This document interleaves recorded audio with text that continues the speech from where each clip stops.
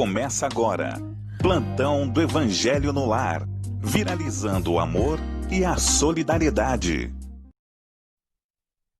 Olá, boa noite. Agora 18 horas e 2 minutos, nesse dia 28 de maio. Hoje é quinta-feira. Uma alegria enorme. Nós vamos pedindo licença para poder entrar na sua casa com esta mensagem amiga, esse estudo de amor que é feito aqui, segunda a sexta-feira, às 18, das 18 às 19 horas, né? Um pouquinho antes disso a gente termina, e é uma alegria enorme. Nós temos a oportunidade de dialogarmos, estudarmos sobre o Cristo na ótica dos espíritos superiores, tendo a sua presença conosco. É uma alegria realmente renovada a cada dia que nós temos, para que juntos possamos nutrir, né? Nós, espíritos, sermos nutridos por essa mensagem e por toda a profundidade filosófico-científica e religiosa que nos é apresentada através do Pentateuco kardeciano e, no caso do Evangelho segundo o Espiritismo, a moral do Cristo, né, nos é trazida com toda a sabedoria dos espíritos pensantes, os espíritos comunicantes, os espíritos superiores nos trouxeram, né? E vamos já dando o nosso boa noite ao nosso querido amigo, nosso querido irmão que está conosco essa noite, é o nosso Leonardo Cursis. Boa noite, Leonardo, como é que você está? Boa noite, André, está tudo muito bem aqui. Alegre por participar de mais essa edição do Plantão do Evangelho no Lar. Vamos procurar nos aprofundar em novos conhecimentos que podem nos ajudar a todos nós.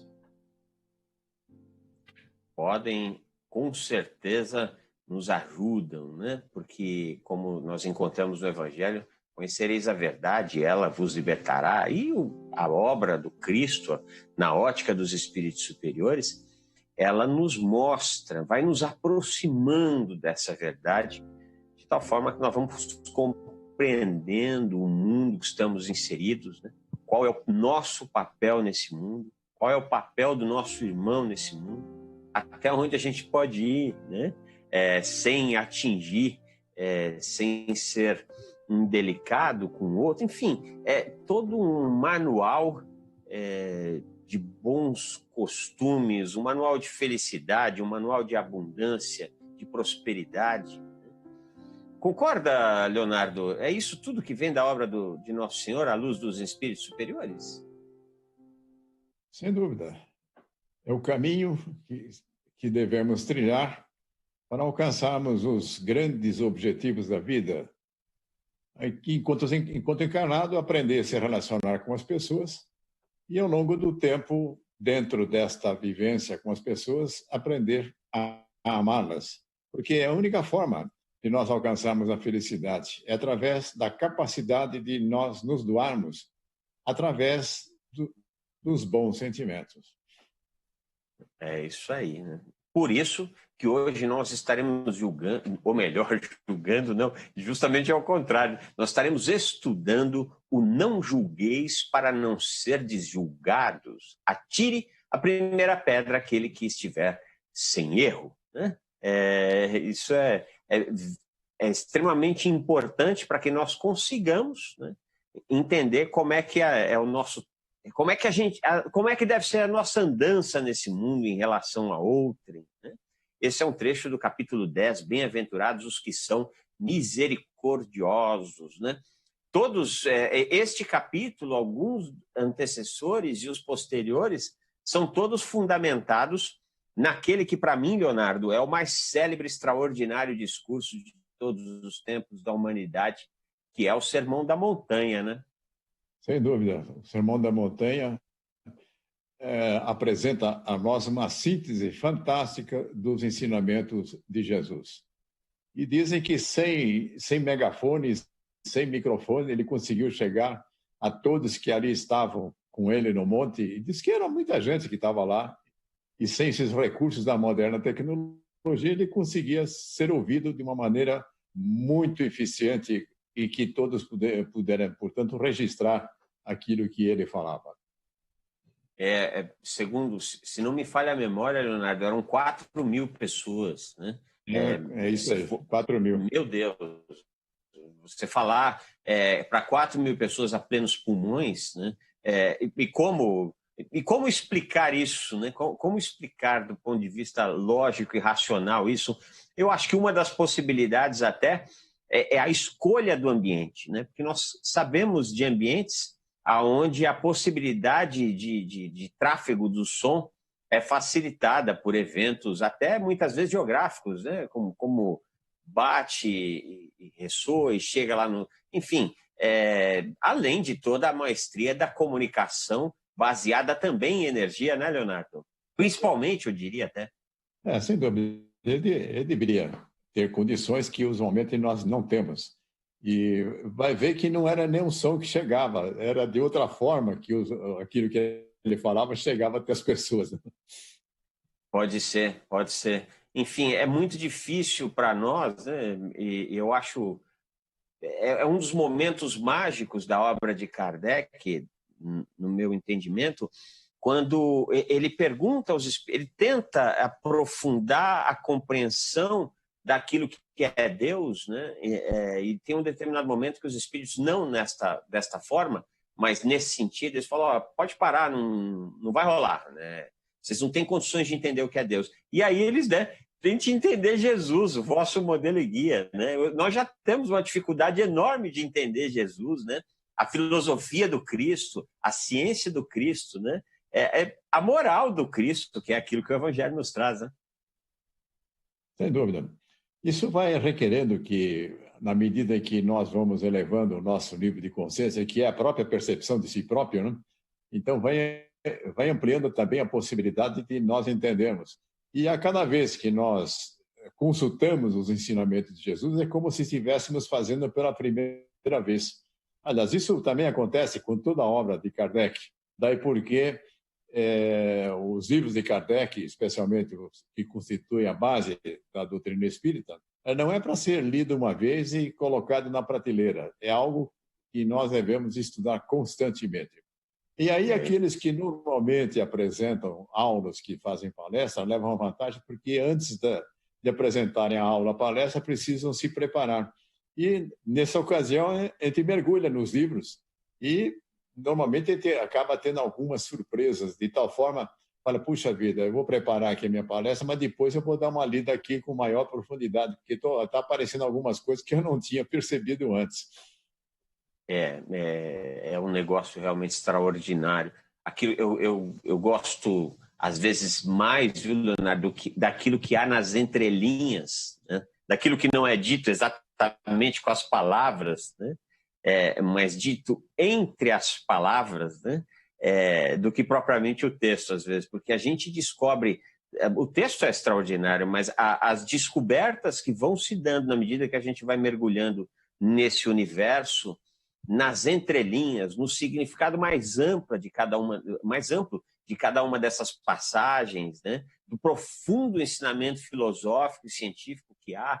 Enfim, é realmente algo, é um presente e que nós recebemos nessa encarnação, nós que temos a oportunidade de estudar essa doutrina. Meus irmãos, minhas irmãs, vamos começar então com uma prece rapidinho, né? Você que chegou agora, nós estaremos estudando, vai preparando aí o seu evangelho, no capítulo 10, que é Bem-aventurados os que são misericordiosos, nós estaremos estudando os itens de 11 a 13, que é: não julgueis para não seres julgados. Atire a primeira pedra aquele que estiver sem erro, né, sem pecado, segundo algumas traduções. Então vamos elevando os nossos pensamentos ao nosso Mestre Senhor Jesus, sentindo sua presença amiga, cumprindo aquilo mesmo que ele expuser a cada um de nós. Que quando 2 ou mais estivessem reunidos em seu nome, o Cristo ali estaria. Na presença deste amoroso Mestre, nós dobramos os nossos joelhos espirituais e erguemos a nossa visão ao Senhor de nossa vida. Que tenhamos olhos de ver e ouvidos de ouvir aquilo que vem por intermédio das benditas páginas evangélicas e que nos é ofertado pela misericórdia do Pai, pelo amor do Cristo e pelo trabalho racional que Allan Kardec e os espíritos superiores fizeram para cada um de nós. E assim, rogamos a Jesus e a Deus licença para o Evangelho dessa noite. Que assim seja, graças a Deus. Que assim seja, graças a Deus, graças a Jesus. Se você quiser e deve participar do nosso Evangelho, aqui, Plantão do Evangelho no Lar, você pode e deve fazê-lo através do 0800 979 5011, 0800 979 5011, ou através do 11 24 57 5011, 11 24 57 5011. Você também pode registrar a sua participação através do WhatsApp, 11 99643 3827, 11 99643 3827, e pode participar também através do facebook.com/TV Mundo Maior. Já tem bastante gente ligada no Facebook da TV Mundo Maior. Estão entre nós aqui Rosemary Moura, que é de Salvador, Luzia Fátima, Yara Penido, Mário Brites, Ronaldo Silva, Bruno Graff, Ronaldo Oliveira, Rogéria Campos, Alessandra... Opa, perdi aqui. Alessandra Almança, é isso? Alessandra Almança, Alessandra Santos, Otávio Donizete, Rita Guedes, Neuza Maria, enfim, bastante gente querida e amada aqui nos acompanhando nesse plantão do Evangelho, né? Que possamos dar início, então. Vou logo lendo o começo, então.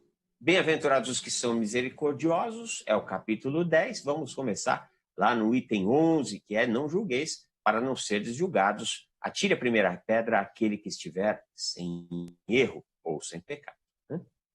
Não julgueis, a fim de não seres julgados, porquanto sereis julgados conforme houverdes julgados outros. Empregar-se-á convosco a mesma medida de que vos tenhais servido para com os outros. Este momento evangélico está em Mateus 7, versículo 1 a 2, né? E a espiritualidade, ela vem nos trazer a visão desse momento do Evangelho, né? Leonardo, em síntese, o que este trecho, né, de Mateus 7, 1 e 2 nos traz? Bem, eu acredito que quando nós recebemos esse ensinamento, no sentido de não julgar, porque a hora que nós fazemos isso, nós estamos abrindo a possibilidade de recebermos a mesma coisa, sermos julgados pela mesma medida que nós usamos para julgar os outros. Agora, eu acredito que uma das dificuldades para que nós possamos compreender a importância de não julgar é quando as pessoas falam: mas puxa vida, mas se eu não fizer isso, quer dizer que eu vou estar concordando com todas as coisas erradas que se fazem por aí. É porque nós não aprendemos ainda a fazer uma distinção, que eu vou dar um exemplo aqui, que nós possamos considerar. Vamos supor que as pessoas têm o hábito de julgar, de criticar de uma maneira muito ácida as pessoas que são presas pelo vício da bebida, os bêbados. E então eles acreditam que se não fizerem isso com os bêbados, que eles estariam concordando e esse vício deva ser alimentado. Mas aí nós temos que fazer uma distinção. Nós não devemos referendar e nem aceitar, e devemos falar sempre que possível, no sentido de que as pessoas não se liguem a esse tipo de vício, mas isso não significa que nós devemos fazer isso com os bêbados.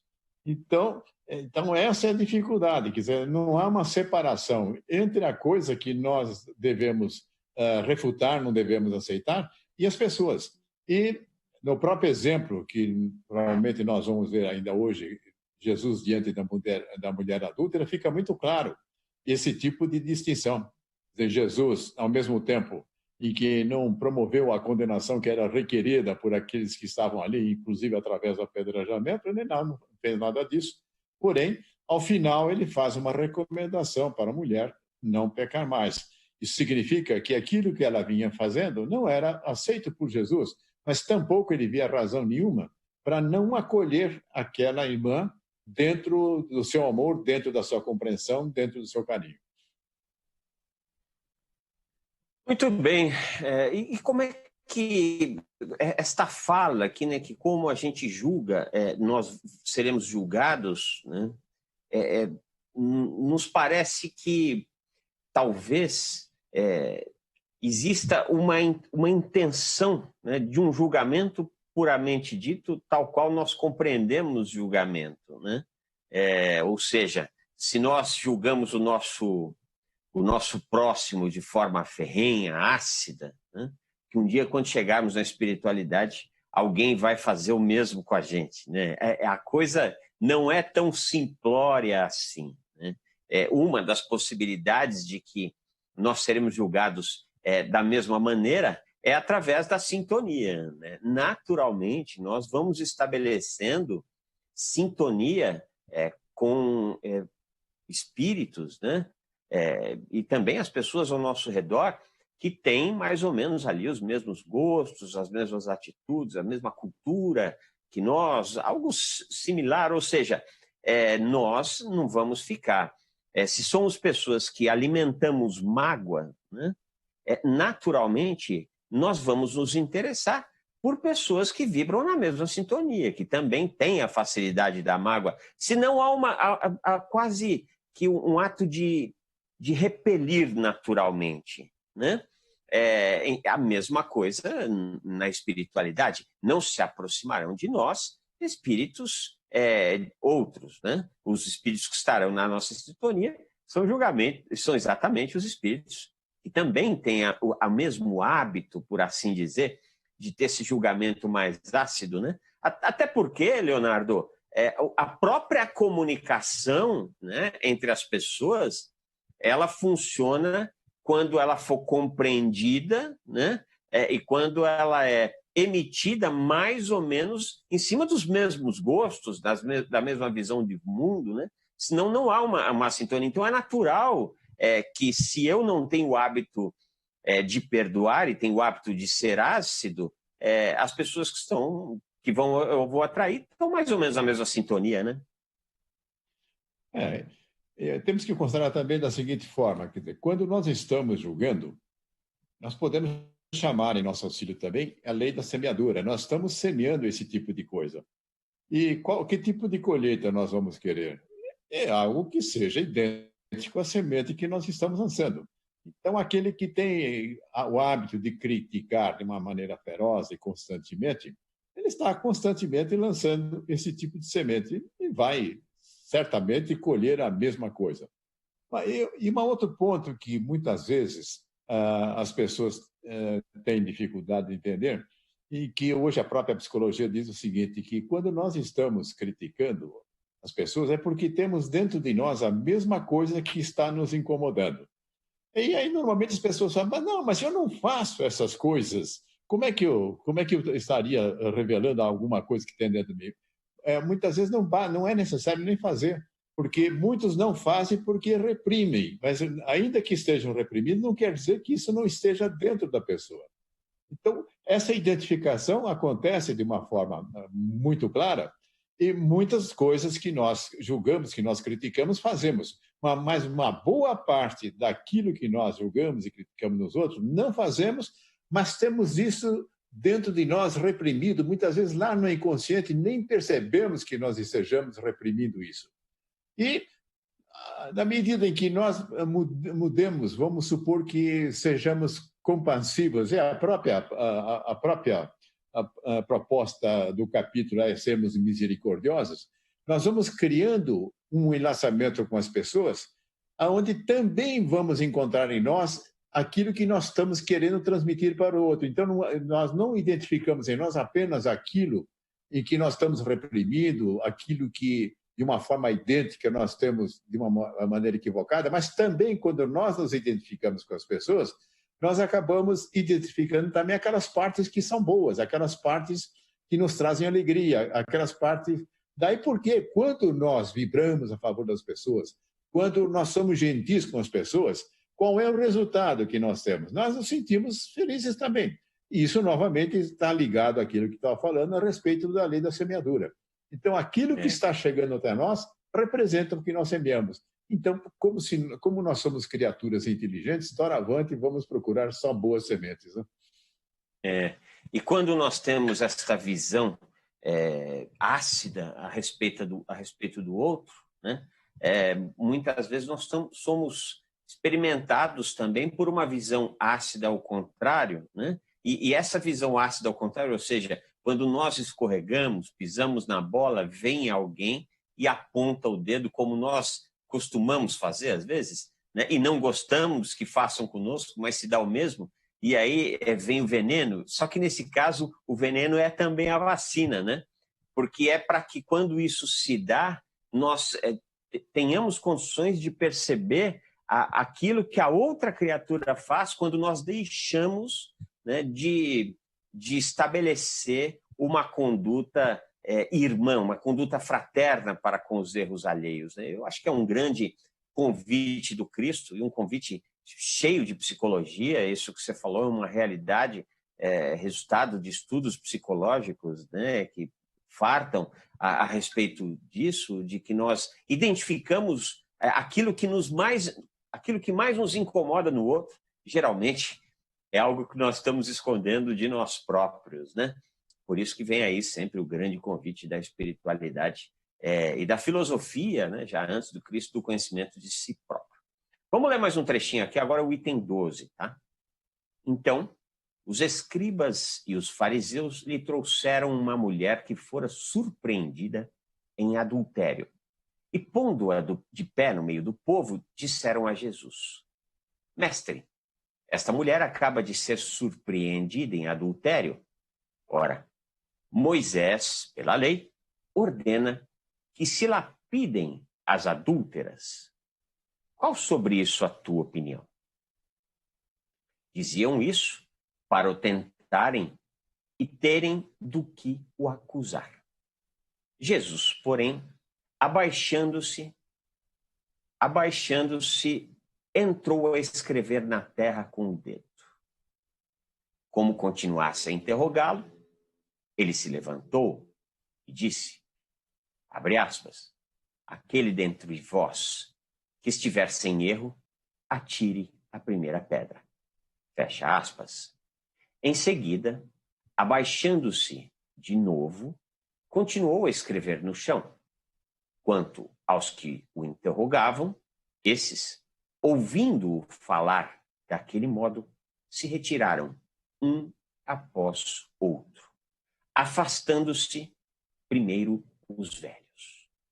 Ficou, pois, Jesus a sós com a mulher, colocada no meio da praça. Então, levantando-se, perguntou-lhe Jesus, mulher, onde estão os que te acusavam? Ninguém te condenou? Ela respondeu, não, Senhor. Disse-lhe Jesus, também eu não te condenarei. Vai-te e de futuro não tornes a errar. Você sabe, Leonardo, que uma ocasião em um papo cabeça, literalmente, com um amigo espiritual, ele defendia que aqui há uma clara intenção nas entrelinhas de Jesus falando, né, sobre a reencarnação. Né? Porque é interessante, porque ele nos disse mais de uma vez, né, que não veio destruir nem a lei nem os profetas.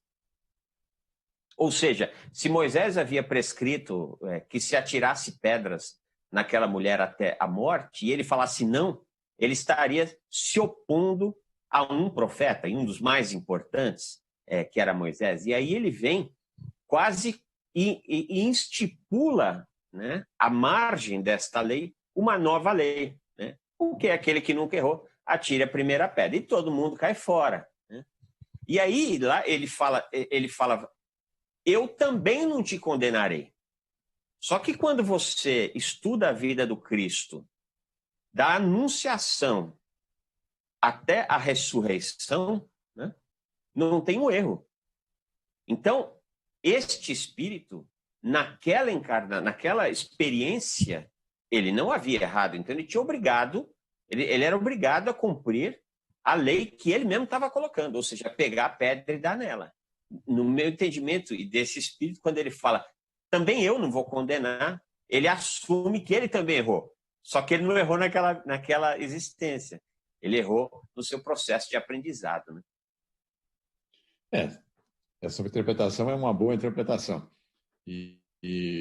Agora, aí para nós fica claro algumas coisas a serem consideradas.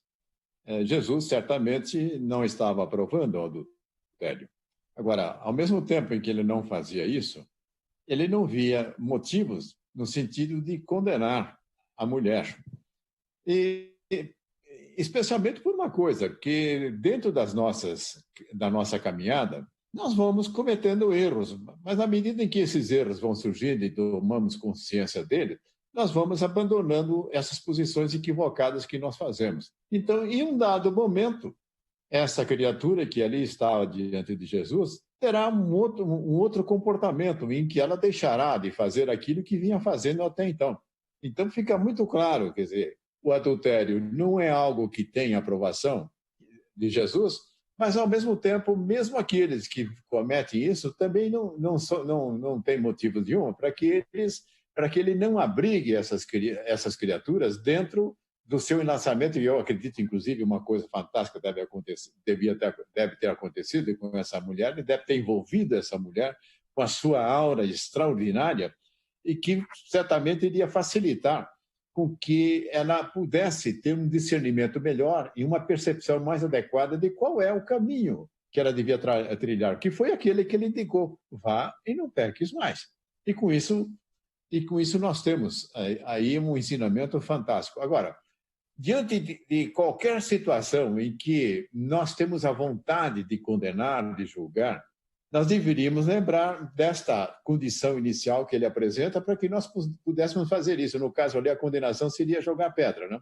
Então, nós poderíamos perguntar a nós mesmos, mas se eu estou em condições de fazer isso, de atirar a pedra? E o que é mais curioso é que, quando nós julgamos, nós não estamos atirando a primeira pedra, nós estamos já atirando não sei quantas pedras. E, na medida que nós continuamos a tirar pedras, uma coisa que nós podemos consultar em nós mesmos, como é que nós nos sentimos nas ocasiões em que nós estamos julgando? Quer dizer, é procurar perceber o que vai dentro de nós nessa ocasião. Nós nos sentimos muito mal. E quando nós acolhemos as pessoas de uma maneira cortês, gentil, amorosa, ao contrário, nós nos sentimos bem. Ora, não seria interessante nós deixarmos de jogar pedras para nós nos sentirmos bem? E no lugar das pedras, vamos jogar flores, não? Pois é, no lugar das pedras, jogar flores, né? Flores educativas, né? Esse é o grande convite, inclusive que é um convite que vem aqui adiante, né? E também aqui fica muito claro, né, a meu ver, e eu também já vi muitas pessoas defendendo esse ponto de vista, né, de que ali havia uma tentativa, né, de ludibriar Jesus, por assim dizer, né? Já era, ele já estava incomodando muita gente, né? E quando vão e trazem essa situação a ele, havia claramente a intenção de que ele desdissesse, né, o mosaísmo e aquilo que se dava, ou seja, porque aquelas criaturas sabiam que ele não ia compactuar com a violência, né? Ou seja, era um ser pacífico, era um defensor da paz acima de qualquer coisa. Isso, a meu ver, já era conhecido destas pessoas que trouxeram essa situação até ele, né? Mas ele, com uma maestria extraordinária, ele envolve todo mundo. Uma outra coisa que eu já ouvi também, Leonardo, e também ouvi desse papo espiritual, nesse papo com o amigo espiritual, é que ninguém sabe aquilo que estava escrito no chão, aquilo que o Cristo escreveu no chão enquanto aquela situação se dava. E lembremos que ele começa escrevendo, ele se dirige àquelas criaturas e volta a escrever, né? E aí esse amigo espiritual diz, olha, provavelmente, né, é uma opinião dele também, ele não estava lá para ver se é isso, não é? Mas provavelmente, quem sabe, os grandes erros daqueles espíritos estavam assinalados ali no chão, né? Tipo, Saul pegou dinheiro do gasofilácio, Jacó pulou a cerca, sei lá o quê, né? E ali os caras foram vendo que aquele espírito extraordinário conhecia-os intimamente, conhecia seus demônios, né? E aí não tiveram coragem de ir adiante. É uma possibilidade, se foi ou não, um dia a gente vai ficar sabendo, né? Inclusive, dizem que foi a única vez que ele escreveu, que em nenhuma outra oportunidade ele chegou a escrever alguma coisa. Não tinha pensado nisso. Realmente, é a única vez que ele é visto escrevendo, né? Isso é muito, muito significativo, né? Então, ele deve ter deixado alguma coisa lá que um dia a gente vai acabar descobrindo, mas talvez precisamos tomar cuidado para ler isso aí, porque pode ter muita coisa nossa ali no chão também, né? Sempre tem, porque nós somos espíritos de provas e expiações. Mas sobre essas armadilhas que armavam para Jesus, houveram várias. Aquela ocasião em que pediram para ele escolher qual era o maior dos mandamentos, era uma armadilha. Como é que ele podia fazer uma seleção entre 10 mandamentos que tinham provido de Deus? Quer dizer, se ele escolhesse um, ele estaria depreciando os 9 restantes, né? E ele, numa síntese magistral, ele coloca tudo no mandamento, que é amar a Deus sobre todas as coisas, ao próximo como a nós mesmos. E uma coisa interessante, fica claro aí que a proposta de Jesus é fazer, porque na hora que ele faz essa síntese, os nãos que aparecem em 8 dos mandamentos somem, né? Some. E é interessante que ele finaliza, aí está a lei e os profetas, né? É extraordinário, né?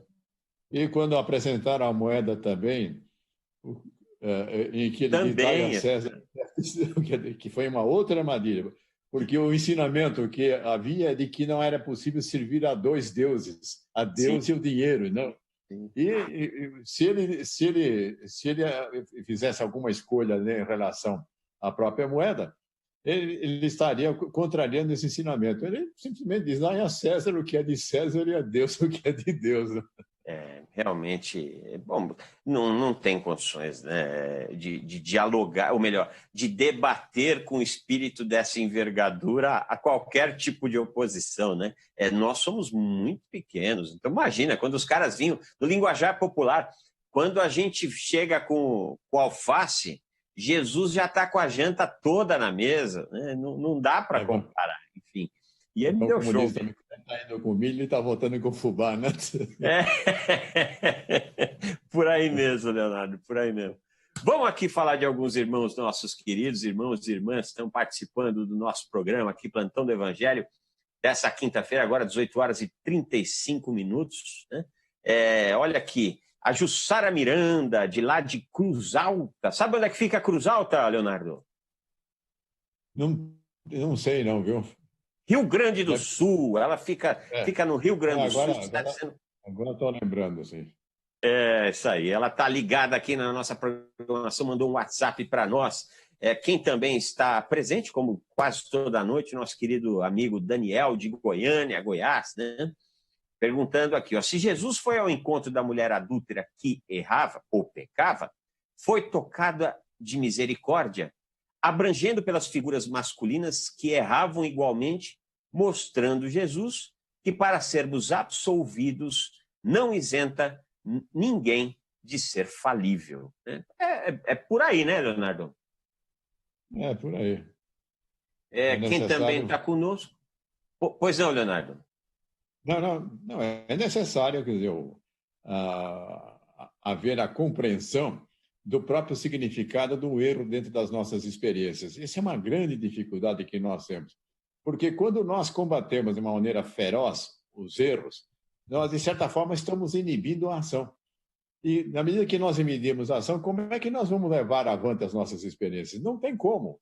Agora, o que é fundamental nas experiências, surgem as coisas erradas, é termos compreensão de não insistirmos na mesma tentativa que nós vamos fazer, escolher alguma coisa que possa nos trazer um resultado melhor. Então, o erro faz parte do processo do aprendizado. O erro, sem dúvida alguma, o erro é a escada para a evolução, né? Também nos mandou uma mensagem aqui, mas infelizmente não deixou o nome, um irmão, uma irmã que nos diz: boa noite, André Leonardo, que Deus nos abençoe e ilumine hoje e sempre. Obrigada, então é uma irmã, né? Por ter a oportunidade de estar diariamente com vocês a partir das 18 horas. Quanto aprendizado. Abraços a toda a equipe da TV Mundo Maior. Abraço, minha irmã. Muita paz, muita luz. E também a Graça Moraes, ela que é de Araguaiana, ela está dizendo aqui: eu estou assistindo o Evangelho no Lar. Assisto todos os dias, às 3 vezes por dia. É muito bom. Essa está ligada mesmo na programação. Muito obrigado, Graça Moraes. Paz e luz a você, minha irmã. Vamos, então, ler mais um trechinho aqui. Vamos ler o item 13. Né? Atire-lhe a primeira pedra aquele que estiver isento de erro, disse Jesus. Essa sentença faz da indulgência um dever para nós outros, porque ninguém há que não necessite para si próprio de indulgência. Ela nos ensina que não devemos julgar com mais severidade os outros do que nos julgamos a nós próprios, nem condenar em outrem aquilo de que nos absolvemos. Antes de profligarmos a alguém uma falta, vejamos se a mesma censura não nos pode ser feita. O reproche lançado à conduta de outrem pode obedecer a 2 móveis: reprimir o mal ou desacreditar a pessoa cujos atos se criticam. Não tem escusa nunca este último propósito, porquanto, no caso, então, só há maledicência e maldade. O primeiro pode ser louvável e constitui mesmo, em certas ocasiões, um dever, porque um bem deverá daí resultar. E por quê? A não ser assim, jamais na sociedade se reprimiria o mal. Não cumpre, aliás, ao homem auxiliar o progresso do seu semelhante? Importa, pois, não se tome em sentido absoluto este princípio. Não julgueis se não quiserdes ser julgado, porquanto a letra mata e o espírito vivifica. Esta fala evangélica eu acho de uma profundidade extraordinária, Leonardo. A letra mata e o espírito vivifica. Né? Nesse instante eu vejo que o Cristo está nos chamando a atenção, né, para muitas e muitas comunicações constantes em praticamente todas as obras, né, sem exceção, porque todas as obras que versam sobre espiritualidade, todas as obras que versam sobre uma visão dogmática, elas versam a partir de um médium, né? Ou como queiram chamar, de um profeta, né? Que nada mais são do que intermediários entre Deus, né, e nós aqui, os homens, né? Então, quando ele fala disso, de a letra mata, o espírito vivifica, é quase como um convite: olha, leia direitinho, estuda, vê se tem sentido, né? Busca esse sentido no pensamento racional, né? Porque se a gente for estudar, não há nenhum livro que não apresenta absurdos, né? Na Bíblia, por exemplo, nós vemos um festival em várias passagens de extrema violência, né? Inclusive por aqueles que eram os enviados do Pai. No Alcorão, à margem de muito ensinamento belíssimo que ali há, nós também vemos ali tantas mensagens belicosas, né? Então, a meu ver, essa frase é muito profunda, Leonardo. Inclusive, nós assistimos de uma maneira muito frequente discussão a respeito das letras do Evangelho, da Bíblia, de uma forma geral, se perdendo tempo, porque poderia estar procurando se aprofundar no sentido das coisas.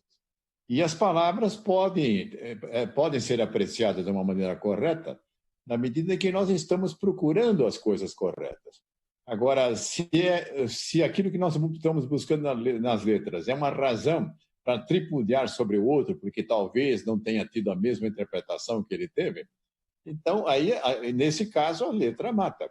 Porque no lugar de fazer com que haja uma união entre aqueles que estão procurando o significado, aqui no caso específico, nós estamos falando do significado do ensinamento de Jesus, estão se separando. E nós assistimos ao longo do processo histórico essas separações, dando origem a outras correntes, a outras religiões, quando o chamamento de Jesus seria exatamente o contrário, era no sentido de irmos na direção da unidade, de estarmos juntos dentro do mesmo propósito. E que propósito seria esse? É de cumprir a lei de Deus. Ora, e das leis de Deus, qual aquela que poderia nos apresentar como sendo a mais importante? Foi aquela síntese que ele fez, de amar a Deus sobre todas as coisas e ao próximo como a si mesmo. Mas, a propósito, tem alguma coisa que eu gostaria de falar. Você se referiu à indulgência, que nesse capítulo é reforçado isso. Nós temos uma mestre de indulgência que nem sempre prestamos muita atenção nela, são as mães. Eu estou me referindo a mães verdadeiramente. Qual é o tipo de relação que a mãe tem em relação ao seu filho? É de plena indulgência. Ela, em momento algum, ela abandona o seu filho quando o filho faz coisa errada. Mas, ao mesmo tempo, ela não aprova as coisas erradas que o filho faz. Então, ela é uma professora no sentido de ensinar o que é correto fazer, o que é bom fazer, e, ao mesmo tempo, é uma mestre espiritual a ensinar indulgência. E, diante de outras situações que pode não ser uma relação, mas em toda a relação que nós temos com outro ser humano, que é um filho de Deus, da mesma forma como nós, poderíamos adotar a mesma postura das mães. Que tal aprendermos com elas? Talvez elas são colocadas com esta condição para estar muito próxima de nós, porque, inclusive, é através delas que nós chegamos nessa nova encarnação. Né? Eu acho que eu tenho certeza que o Espírito foi brilhante por arrematar esse 13 aqui, ou melhor, esse trecho que nós lemos, né, quando ele diz a letra mata, o Espírito vivifica, porque ele coloca a letra, podia dizer que se lapidasse aquela mulher, né?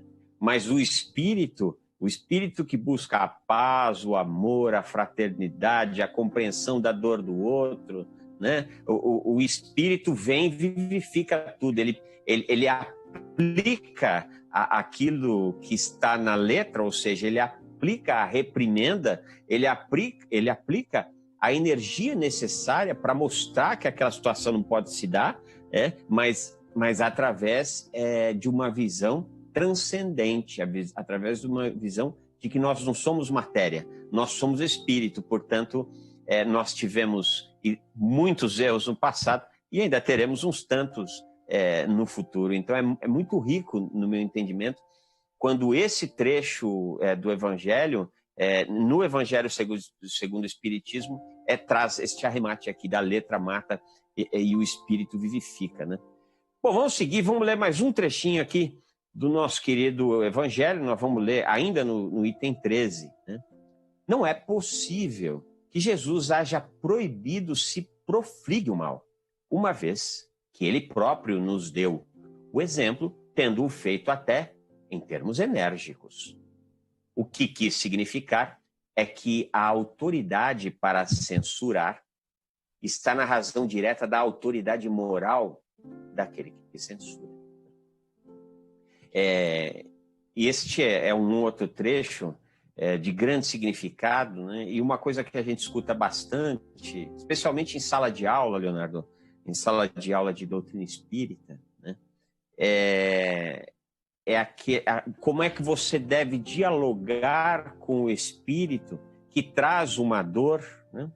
Que traz um erro, que nós sabemos que é um erro que está levando ao sofrimento, mas que é um erro que nós fazemos também, né?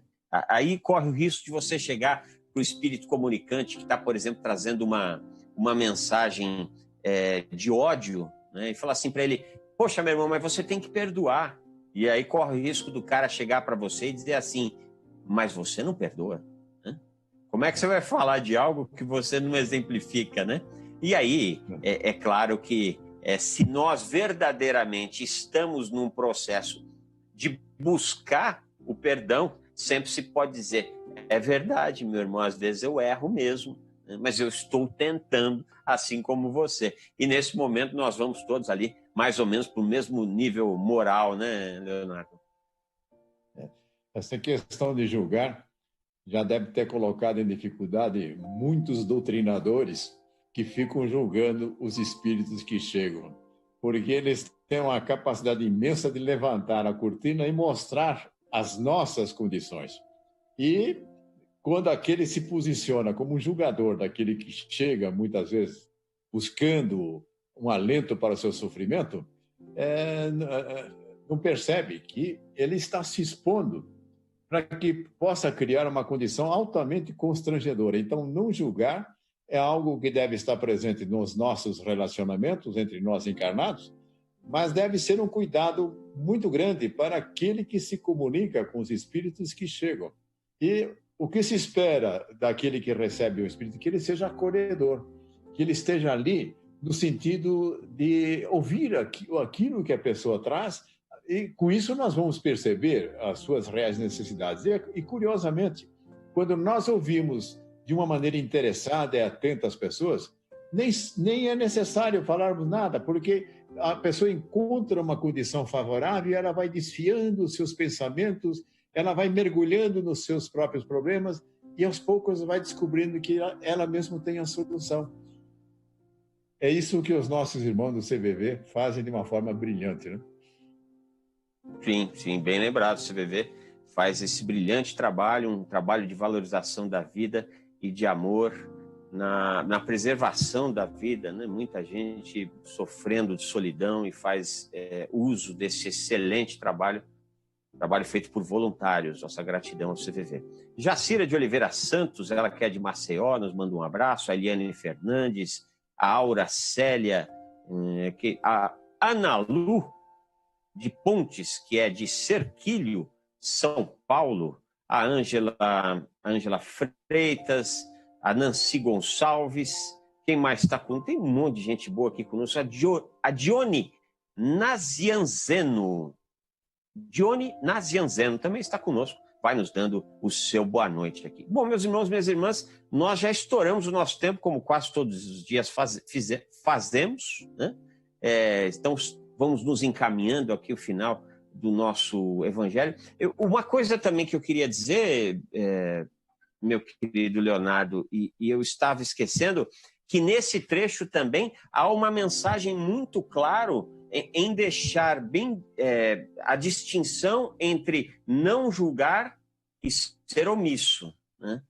Porque, por exemplo, eu me lembro uns anos atrás que tinha o célebre ditado, né? Em marido e mulher, ninguém mete a colher, né? E nós estamos vivendo um tempo com um número de feminicídio absurdo, né? O grande convite hoje é mete a colher, sim. Se você estiver vendo que alguém está neste sofrimento, né, é preciso preservar a vida. Até porque você preserva o próprio agressor, porque no momento em que você expõe aquilo com o objetivo de salvaguardar a vítima, você salvaguarda também o agressor, porque ele não incorre em um grande erro e assim não fica tão comprometido com a lei divina.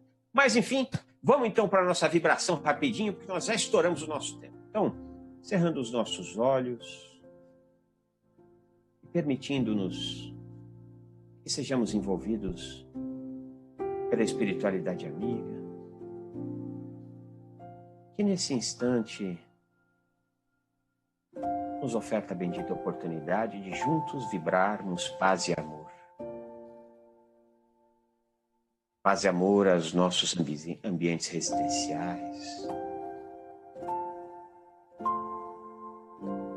Esta vibração amorosa possa higienizar os nossos lares, mas principalmente a nossa casa mental, para que a fé seja um constante, para que a crença de que tudo está em uma ordem e tudo concorre para o bem, seja o norte de nossas vidas. Temos a Jesus, as melhores vibrações por aqueles que coabitam conosco, nossos irmãos e nossas irmãs de caminhada, que possam receber esta paz, esse amor, que pela misericórdia do Divino está presente em todo o universo. Vamos nos lembrando também daquele nosso irmão, daquela nossa irmã, que está passando por um momento de dor, de dificuldade. Que ele possa ter olhos para ver e ouvidos de ouvir as intuições da espiritualidade amiga apontando para as portas que sempre se abrem. Vibremos intenso amor aos nossos irmãos e irmãs, trabalhadores da saúde. Nossa mais profunda gratidão por serem os combatentes da paz nesse momento em que todos vivemos. E assim, pedimos licença a Jesus e a Deus para encerrarmos o estudo dessa noite. Que assim seja, graças a Deus. É isso aí, meu amigo Leonardo. Muito obrigado, uma ótima noite para você. Para você também, André. Eu agradeço a oportunidade que me foi dada a mim mais uma vez estar com você. E para você também, querido irmão, querida irmã, que nos acompanhou até esta adiantada hora aqui, nosso beijo no coração e o desejo de que você tenha uma ótima noite de paz e de luz. Uma boa noite para todos.